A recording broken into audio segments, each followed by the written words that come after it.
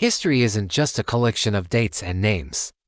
It's a grand, sweeping saga of conflict, ambition, and the relentless march of civilizations.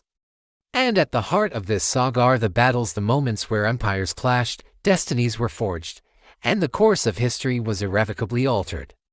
Today, we're diving into the clashes of empires, exploring the battles that truly defined civilizations.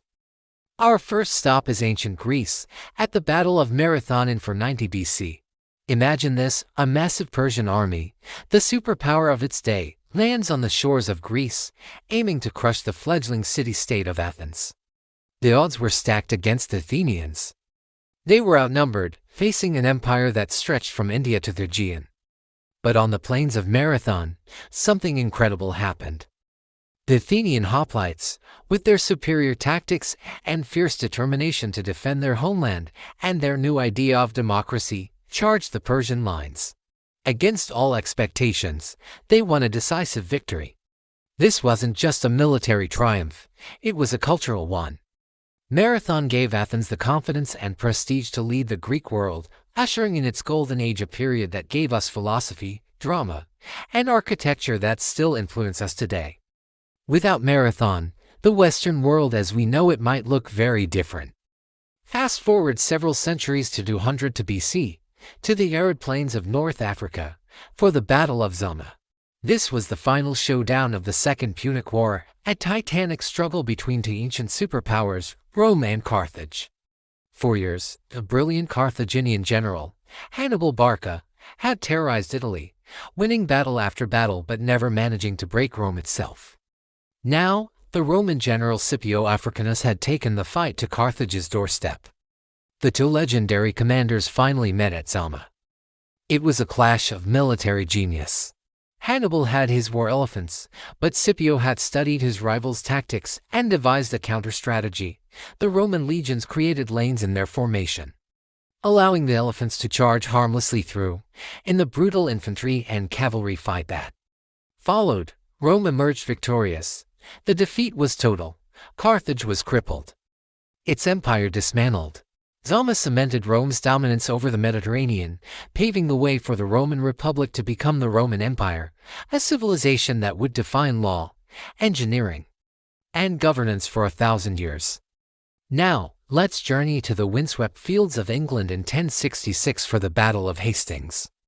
This wasn't just a battle for a crown, it was a battle for the soul of a nation. After the English king died without a clear heir, three men claimed the throne. The ultimate contest came down to Harold Godwinson, the Anglo-Saxon king, and William, the Duke of Normandy. Harold had just marched his army south after defeating a Viking invasion at Stamford Bridge. Exhausted, his men took up a defensive position on a ridge. For an entire day, William's Norman knights and archers assaulted the English shield wall. It was a bloody, grueling stalemate. The Normans feigned retreat, luring parts of the English army off the high ground and into a trap. The shield wall began to break. In the chaos, King Harold was struck by an arrow and killed. With his death, the English resistance crumbled. William the Conqueror marched to London and was crowned king. Hastings didn't just change the ruler, it transformed England. The Norman conquest fused French culture, language, and feudalism with Anglo-Saxon traditions, creating the unique hybrid that is modern English culture and language. Words like thief, pork, and parliament all entered the English language because of this single battle. Our next stop takes us to the Americas, to the siege of Tenochtitlan in 1521. This was the culmination of the Spanish conquest of the Aztec Empire.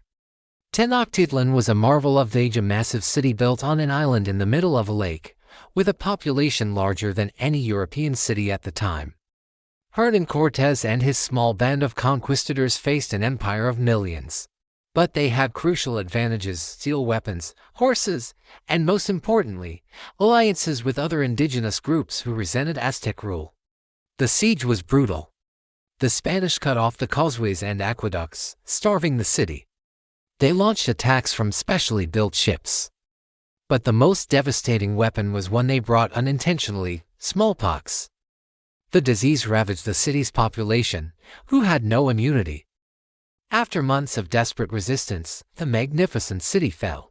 The fall of Tenochtitlan marked the end of the Aztec Empire and the beginning of Spanish colonial rule in the Americas. It was a cataclysmic event that reshaped the demographics, culture, and power dynamics of an entire continent, creating the foundation for the nations of Latin America. Let's leap forward to the early 19th century, to the Battle of Waterloo in 1815. For over a decade, Europe had been dominated by one man, Napoleon Bonaparte. From general to emperor, his military genius had redrawn the map of the continent. After being exiled, he made a stunning return, raising another army to reclaim his empire. The coalition of European powers led by Britain as Duke of Wellington and Prussia as Gebhard von Blücher eyes to stop him once and for all, on a rain-soaked field in modern-day Belgium. The final confrontation took place. It was a nail-biting affair. Napoleon's forces hammered the Allied lines all day. Wellington's position was on the brink of collapse when, late in the afternoon, the Prussian army arrived on the battlefield, crashing into Napoleon's flank. The French Imperial Guard, Napoleon's elite and previously undefeated unit, made a last, desperate charge but was repulsed. The French army broke and fled. Napoleon's rule was over for good. Waterloo ended the Napoleonic Wars and ushered in the Pax Britannica, a century of relative peace in Europe dominated by British naval, economic, and imperial power. It established a new balance of power that would last until the First World War. Finally, we arrive in the 20th century, at the Battle of Stalingrad, which raged from 1940 to 1943. This was the turning point of World War II on the Eastern Front. Hitler's Germany had launched a massive invasion of the Soviet Union, and Stalingrad, a key industrial city named after the Soviet leader, became the focus of the entire war. The battle was not fought on open fields but in the ruins of the city itself.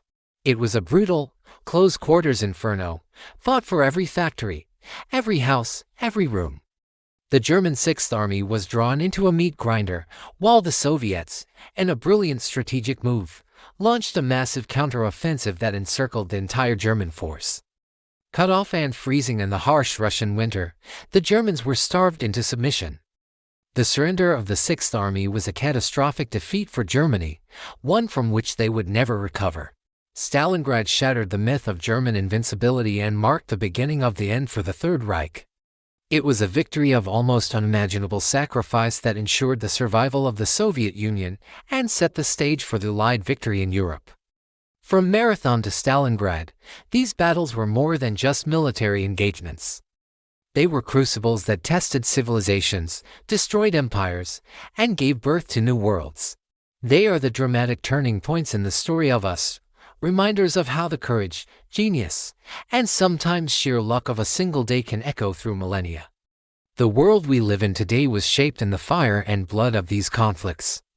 Thank you so much for joining me on this journey through history's most defining battles.